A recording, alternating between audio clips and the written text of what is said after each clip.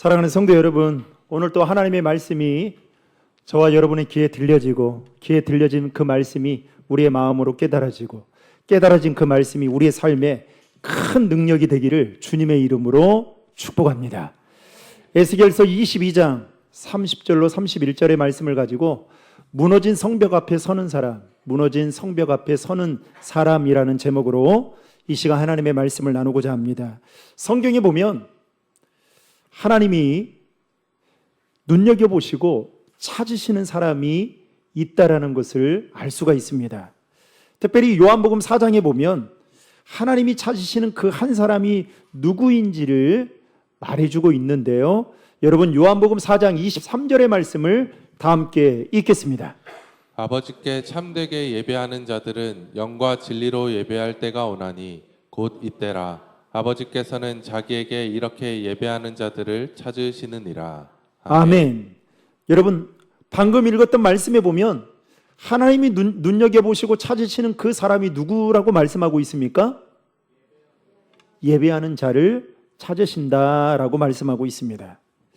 그리고 오늘 본문에서도 하나님이 찾으시는 사람이 누구인지를 언급하고 있는데 그 사람은 골리앗을 쓰러뜨린 다윗과 같은 영웅이나 아니면 온 땅의 기근의 문제를 단번에 해결한 요셉 같은 총리나 또는 태양을 멈추었던 요수아 같은 장군이 아닌 무너진 성벽 앞에 서서 무릎을 꿇고 하나님의 진노를 막아내는 중보 기도자라는 것을 말씀하고 있습니다. 그래서 오늘 본문 30절에 보면 이렇게 말씀하고 있는 것입니다. 30절 말씀 다 함께 읽겠습니다.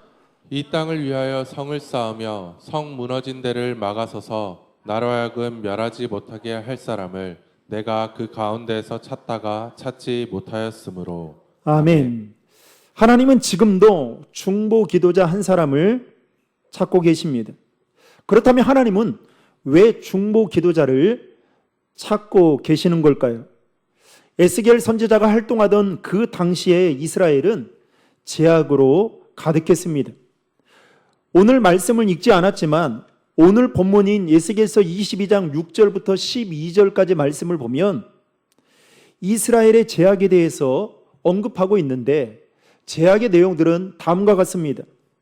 고관들이 권력을 남용해서 사람을 짓밟고 그리고 부모를 업신여기고 나그네와 고아와 가부를 학대하고 우상을 섬기고 더 나아가서 성적인 죄악과 불의가 이스라엘 땅 가운데 가득했다라고 성경은 말하고 있습니다. 하나님은 그들이 지은 죄를 보시고 분노하시고 그리고 그 하나님의 분노는 마치 끓는 가마처럼 부글부글 끓어오르고 있었습니다. 그래서 31절에 이렇게 말씀하고 있는 것입니다. 31절 말씀 다 함께 읽겠습니다. 내가 내 분노를 그들 위에 쏟으며 내 진노의 불로 멸하여 그들 행위대로 그들 머리에 부응하였느니라. 주 여호와의 말씀이니라. 아멘. 하나님은 하나님의 백성인 이스라엘 가운데 죄악이 가득 찬 이 모습을 보고 더 이상 참을 수가 없을 정도로 하나님의 분노의 수치가 극에 달해 있을 때 그 분노를 누군가가 꺼뜨려 주기를 간절히 바라셨습니다. 그래서 하나님은 그 분노를 잠재우고 이스라엘의 멸망을 막아줄 그 한 사람으로 누구를 찾으셨느냐? 중보 기도자를 찾으셨습니다. 여러분, 성경에 보면 하나님의 진노를 막은 중보 기도자들에 대한 이야기가 여러 곳에서 나오고 있습니다. 첫째는 아브라함입니다. 창세기 18장 20절 말씀에 보면 소돔과 고모라는 죄악으로 가득한 도시였다라고 말하고 있습니다. 이렇게 말하고 있는데요. 여호와께서 또 이르시되 소돔과 고모라에 대한 부르짖음이 크고 그 죄악이 심히 무거우니. 그러면서 창세기 19장으로 넘어가서 보면 하나님이 보낸 천사들이 사람의 모습을 하고 소돔 땅을 감찰하다가 해가 저물어서 어딘가에 쉴 곳을 두루두루 찾다가 아브라함의 조카 롯이 와서 그들을 천사들을 자기 집으로 데리고 가서 먹을 것도 주고 그리고 잠을 잘 방도 제공해 줍니다. 그런데 그날 밤에 갑자기 소돔의 백성들이 노소를 막론하고 몰려와서 롯의 집을 에워쌉니다. 그리고 갑자기 롯을 부르더니 뭐라고 이야기하냐면 너희 집에 온 손님들을 이끌어내라 라고 하면서 덧붙여 하는 말이 이 말이었습니다. 자기들이 그들과 상관하겠다라고 말을 합니다. 여러분 창세기 19장 4절과 5절의 말씀을 다 함께 읽겠습니다. 그들이 눕기 전에 그 성 사람 곧 소돔 백성들이 노소를 막론하고 원근에서 다 모여 그 집을 에워싸고 롯을 부르고 그에게 이르되 오늘 밤에 내게 온 사람들이 어디 있느냐 이끌어내라 우리가 그들을 상관하리라. 아멘. 여기서 상관한다라는 이 말은 성적으로 관계를 맺겠다라는 말입니다. 즉 이들은 소돔의 백성들은 롯의 집에 온 나그네인 손님이 천사인데도 불구하고 그들을 강간하겠다라고 몰려든 것입니다. 여러분 이것이 그 당시에 소돔과 고모라 성에서 흔하게 볼 수 있는 그 도시에서 볼 수 있는 제약들이었습니다. 이 모든 것을 하나님은 지켜보면서 더 이상은 볼 수 없다라고 생각한 나머지 이제 소돔과 고모라를 멸하기로 결정하십니다. 이때 아브라함이 천사를 통해 하나님의 계획을 알게 되고 그리고 그 하나님의 진노를 막아서기 위해 아브라함은 무릎을 꿇고 간절히 기도하게 됩니다. 주님, 그 땅에 의인 50명만 있으면 그래도 멸하시겠습니까? 그러면서 아브라함의 기도는 이어서 의인 45명, 30명, 20명, 결국 10명까지 내려가면서 하나님 10명이라도 있으면 그 땅을 멸하셔서는 되지 않습니까? 라고 기도합니다. 그때 하나님은 아브라함의 기도를 들으셔서 의인 10명만 그 땅 가운데 있으면 내가 멸하지 않겠다라고 약속합니다. 결국 여러분 우리는 성경을 통해서 잘 알고 있듯이 소돔과 고모라는 멸망당하고 말았습니다. 의인 10명이 없어서 멸망당했습니다. 그러나 아브라함의 기도 덕분에 여러분 아브라함의 조카 롯과 그의 가족은 구원을 받게 되었습니다. 기도하는 아브라함 한 사람이 그 가족을 구원하게 되었던 것입니다. 두 번째로 모세를 들 수 있습니다. 출애굽기 32장에 보면 모세가 시내산으로 기도하러 올라갔을 때에 이스라엘 백성들이 애굽에서 섬기던 그 금송아지 신을 만들고 그 앞에 절을 하고 춤을 추면서 뭐라고 이야기하냐면 애굽에서 탈출하여 이곳까지 오도록 인도하신 분이 하나님이 아니라 애굽의 신, 즉 금송아지다라고 여기며 찬양하게 됩니다. 그 광경을 누가 지켜봤느냐? 하나님이 다 지켜보았던 것입니다. 그러면서 하나님이 분노하시면서 모세에게 뭐라고 말씀하냐면 내가 이들을 다 멸하겠다라고 말씀합니다. 그러자 이 말을 들은 모세가 성경에 보면 기도합니다.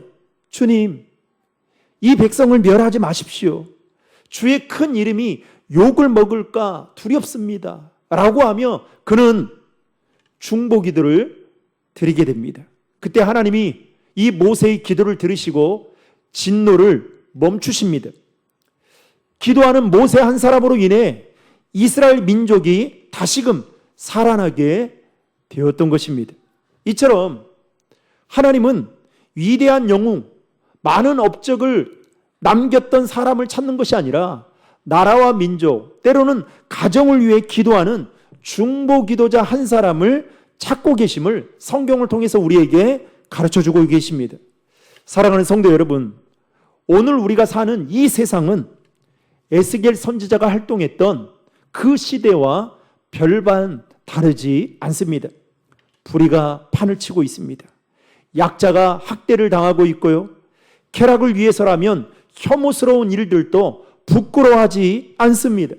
성적인 타락과 폭력과 살인이 난무합니다.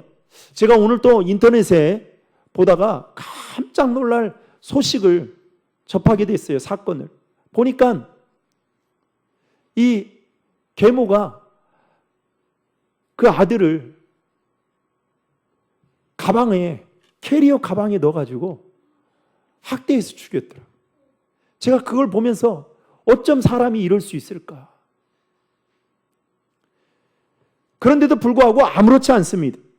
더 심각한 것은요, 죄를 죄로 여기지 않고 죄를 지어도 부끄러워하지 않는 그 시대 속에 오늘 저와 여러분들이 살아가고 있습니다. 그럼에도 불구하고 여러분, 하나님은 참고 인내하고 계십니다. 하지만 하나님이 이러한 모습들을 보며 하나님의 마음이 여러분 어떠하실까요? 아마도 하나님의 분노는 이미 그게 달에 있을련지 모릅니다. 마치 풍선을 여러분 불면 터질 듯한 그 상황 가운데 하나님의 분노가 아마 극도로 차 있을 겁니다. 그래서 하나님은 오늘 또 말씀하십니다. 누가 나의 분노를 막아주며 누가 이 무너진 성을 대신해서 막아줄 그 한 사람이 어디 있느냐라고 말을 합니다. 여러분, 하나님이 찾으시는 사람은 권력자나 정치인이나 경제인이나 지식인이 아닙니다. 하나님이 찾으시는 그 한 사람은 이 악한 세상 속에서 오늘날 일어나고 있는 이 모든 문제를 자신의 문제로 생각하고 시간을 들여서 무릎을 꿇고 기도하는 사람, 더 나아가서 다른 사람을 위해 눈물을 흘리며 중보기도할 수 있는 그 한 사람을 찾고 계시는 줄로 믿으시기 바랍니다. 여러분, 오늘 우리는 많은 것들을 배웠어요. 여러분, 교인들도 그런 것 같아요. 본문을 딱 말씀을 읽으면 오늘 또 목사님이 무슨 말씀을 전하는가 다 알고 있습니다. 어떻게 목사님이 이 말씀을 딜리버리로 어떻게 전달하는지 여러분들이 나름 다 추측합니다. 몰라서 말씀대로 살지 않는 게 아니에요. 다 압니다. 그리고 더 중요한 것은 교회 안에 있는 문제들에 대해서 여러분 모르는 사람이 없습니다. 그런데 여러분 이렇게 묻고 싶습니다. 그 문제가 공동체 안에 있는 문제를 위해 아브라함처럼 모세처럼 내 문제로 안고 중보기도 하고 있느냐라는 것입니다. 하나님은 오늘도 그 중보기도자 한 사람을 찾고 계시는 것입니다. 그러나 성경은 우리에게 안타까운 사실을 전하고 있습니다. 특별히 오늘 본문에 보면 그 안타까운 사실을 전하고 있는데요. 하나님은 중보기도자 한 사람을 찾으셨지만 찾지 못했다라고 말씀하고 있습니다. 여러분 30절의 말씀을 다 함께 읽겠습니다. 이 땅을 위하여 성을 쌓으며 성 무너진 데를 막아서서 나로 하여금 멸하지 못하게 할 사람을 내가 그 가운데에서 찾다가 찾지 못하였으므로. 아멘. 하나님은 그 이스라엘이 죄악으로 가득한 이스라엘을 위해 막아서서 기도해 줄 그 한 사람, 중보기도 한 사람을 찾다가 뭐 했다고요? 찾지 못했다라고 말하고 있습니다. 그래서 하나님은 직접 그 일을 하셨습니다. 하나님의 아들 예수 그리스도께서 이 땅에 오셔서 완전한 중보기도자가 되신 것입니다. 예수님은 우리의 죄를 대신하여 십자가를 지시고 지금도 하나님 우편에서 우리를 위하여 기도하고 계십니다. 그러나 동시에 하나님은 이 땅에서 함께 중보기도할 사람을 찾고 계신 것입니다. 왜냐하면 하나님은 우리가 기도할 때에 이 땅에 있는 모든 문제를, 메고 있는 모든 문제를 풀기를 원하시기 때문입니다. 여러분, 중보기도는 단순한 부탁이 아니라 하나님이 우리에게 맡겨주신 사명입니다. 찰스 스펄전은 기도에 대해서 이렇게 말했습니다. 기도는 하나님의 손을 움직이는 손이다.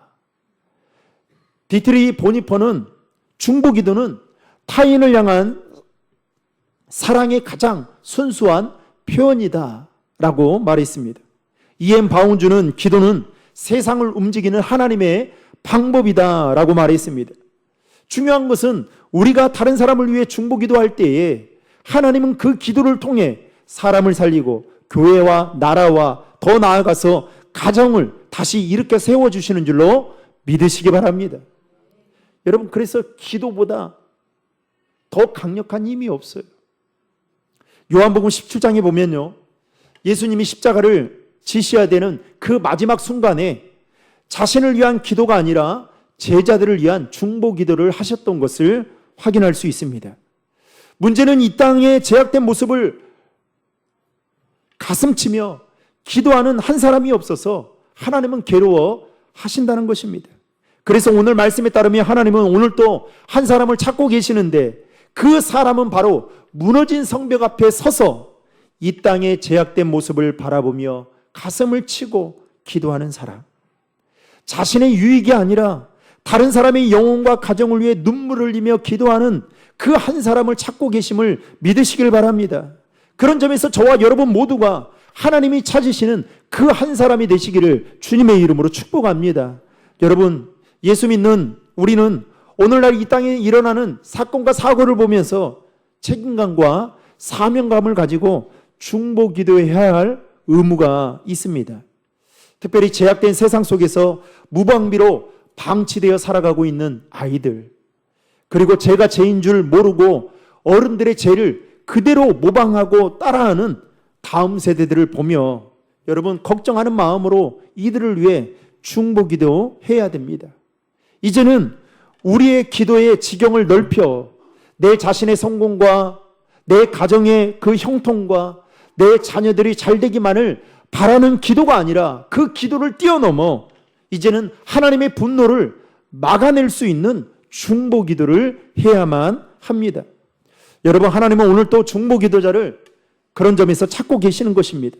하지만 오늘 본문에서 하나님께서 중보 기도자를 찾지 못하셨다라고 하는 그 말씀은 어쩌면 지금 오늘 이 시대를 살아가고 있는 저와 여러분에게, 또 우리 교회에게, 한국 교회, 이 나라 이 민족에게 하시는 말씀이 아닌가라는 생각이 듭니다.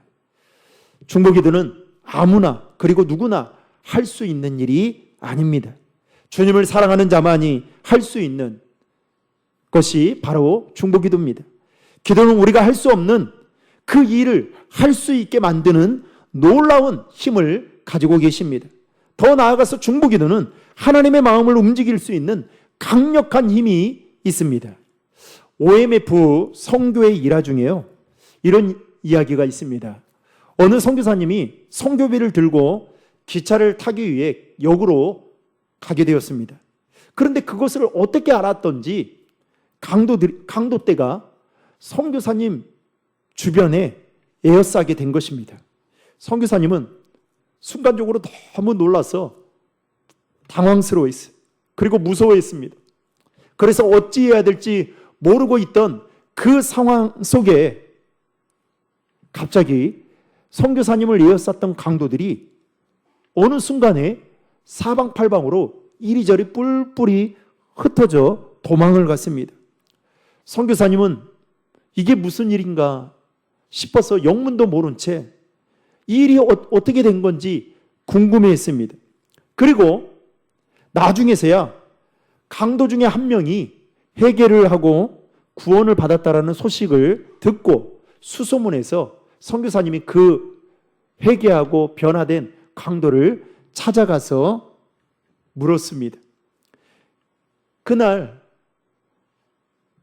기차역에서 자신을 에워싸고 자신의 돈을 탈취하려고 했던 그 강도들이 왜 갑자기 흩어졌느냐라고 묻자 강도가 선교사님에게 이렇게 말했습니다. 선교사님, 사실은 그날 저를 포함한 강도떼들이 선교사님의 돈을 뺏기 위해 주변을 둘러쌌습니다.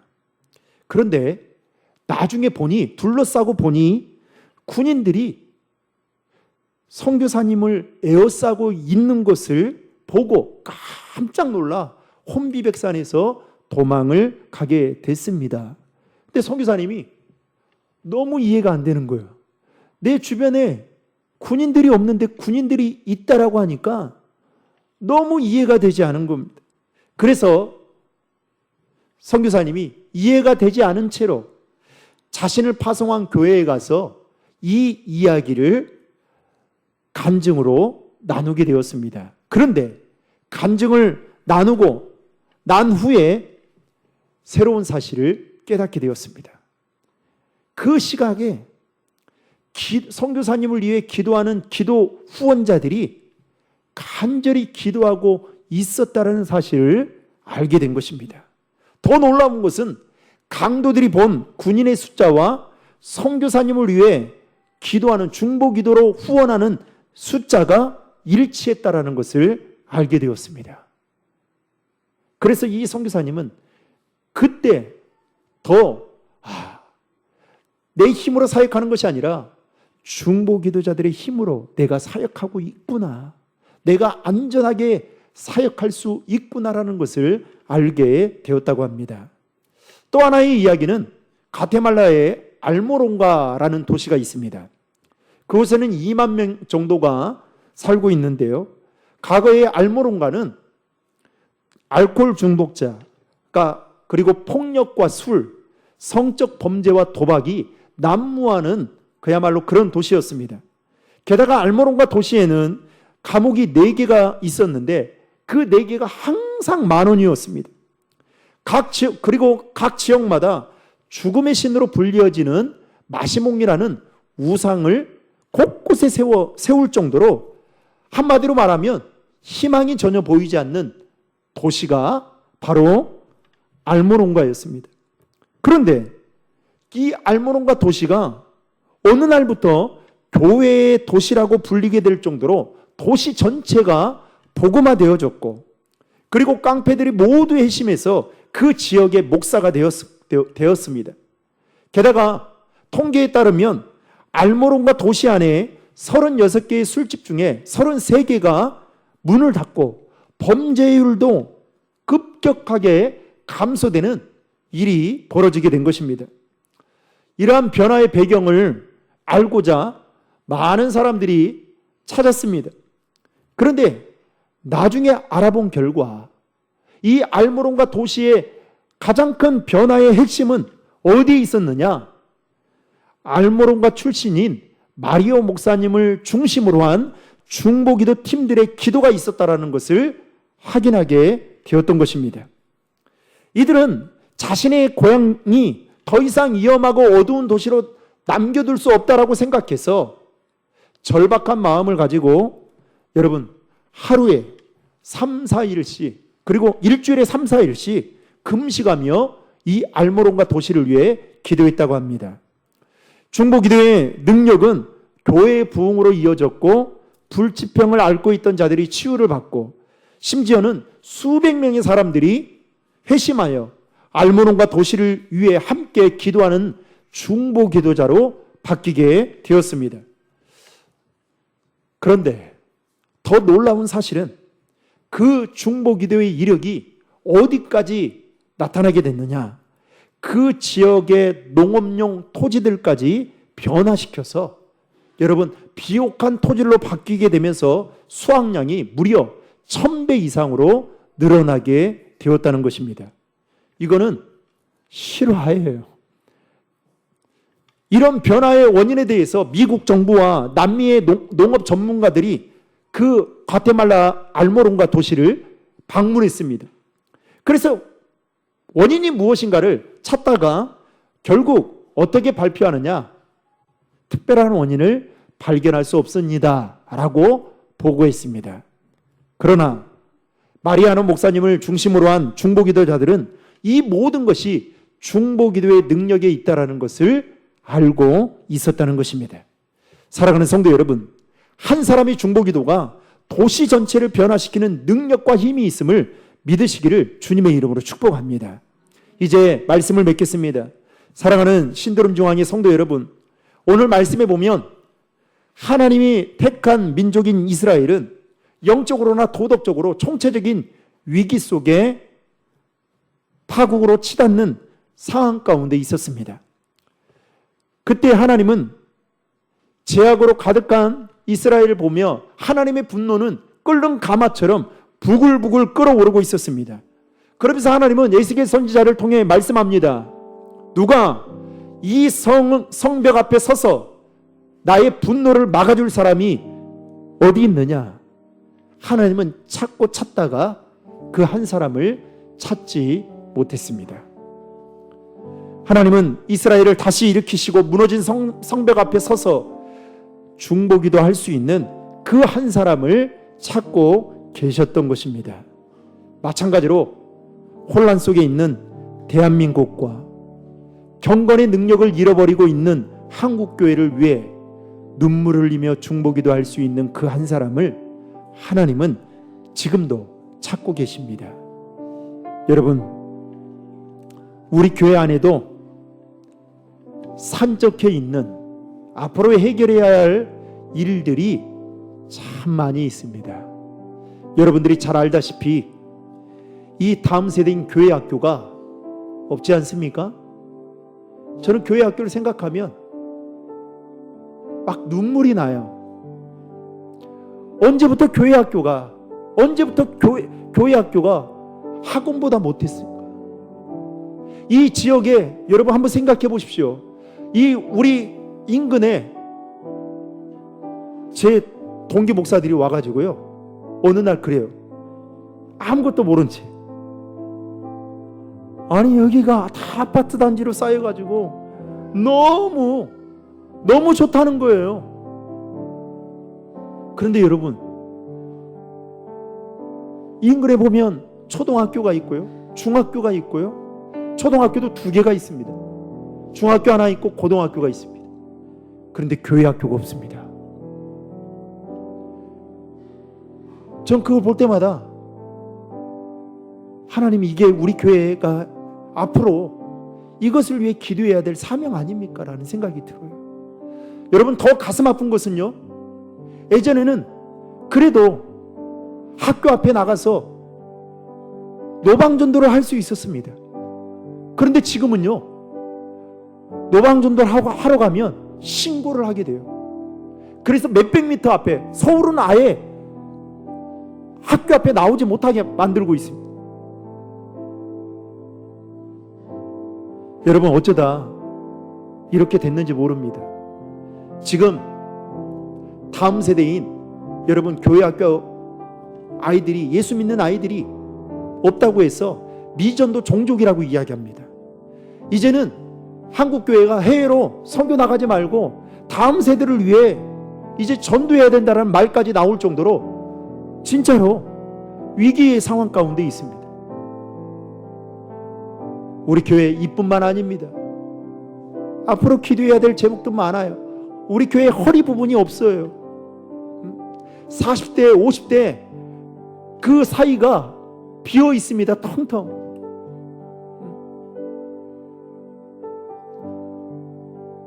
기도해야 될 제목들이 산적해 있습니다. 하나님은 오늘 또 우리에게 말씀하실 것입니다. 누가 이 교회를 위해, 지금 산적해 있는 이 기도의 제목을 위해 누가 대신해서 기도해 주겠느냐? 바라기는 저와 여러분이 하나님이 찾으시는 그 한 사람, 더 나아가서 우리 교회와 하나님이 찾으시는 우리 교회가 될 수 있도록 여러분, 그런 믿음의 사람들이 되시기를 주님의 이름으로 축복합니다. 하나님은 우리가 이 땅에서 많은 업적을 이루고 잘 먹고 잘 살고 행복하게 사는 거에 관심은 있지만, 더 큰 관심은 하나님은 오늘 또 나를 대신해서 중보기도 할 사람을 찾고 계신다는 것입니다. 저는 하나님이 찾으시는 그 한 사람이 바로 저와 여러분, 그리고 우리 교회가 될 수 있기를 주님의 이름으로 축원합니다.